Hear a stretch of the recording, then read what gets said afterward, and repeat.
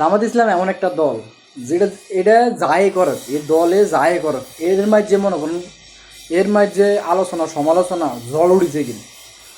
ধরেন আমির সাহেবের দুর্গা পূজার শুভেচ্ছা জানাচ্ছে হিন্দু ভাই করে, এটা হলো তো কঠিন এক মুসিবত।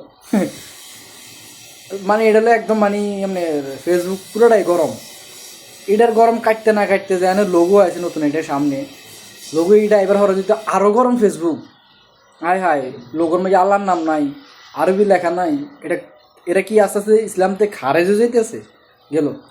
কিছু মানুষ তো আছে খালি হারাদিন ফতুয়ার মধ্যে রায় জামাত ইসলাম কোনো দল না, নীল নদের পানি যেরকম নীল না, জামাত ইসলামও ইসলামিক দল না, তাও কম। আবার কিছু মানুষ আছে কইতেছে কি জামাত ইসলামের আকিদা খারাপ, এরা যদি ক্ষমতা আইলে কওমি আর সুন্নি দুইটারে খাইয়া লাগবো। তো রেন দেন ভাই, সমালোচনা হারা দিনে থাকবো। জামাত ইসলাম বালা করলেও সমালোচনা করবো, আর খারাপ করলে তো করবেই।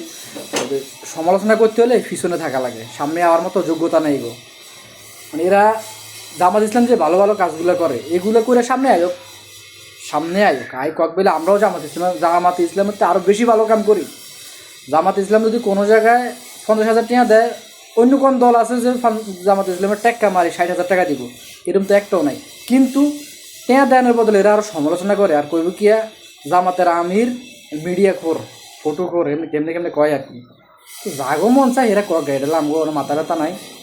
তবে আমরা এতটুকু জামাত ইসলামের প্রতি বিশ্বাস রাই, যারা জামাত ইসলাম করে এতটুকু এগো বিশ্বাস আছে যে জামাত ইসলাম যাই করব বিজ্ঞ লোকের লগে আলোচনা করি, হ্যাঁ, যেটা বাংলাদেশের রাজনীতি ও ইসলামের প্রতি ঠিকঠাক মতো থাকে, কোনো আঘাত না আইয়ে ওই কাজটাই করব। এটা লোগো হোক, এটা কোনো দলের শুভেচ্ছা হোক, এটা যে কোনো কারো আকিদা হোক, যেটা মন্তর হেডা হোক, কিন্তু জামাত ইসলাম এমন কোনো কাম করবো না, এতটুকু আমার বিশ্বাস আছে, যে কাম মানুষের ক্ষতি হইব বা ইসলামের ক্ষতি হইব।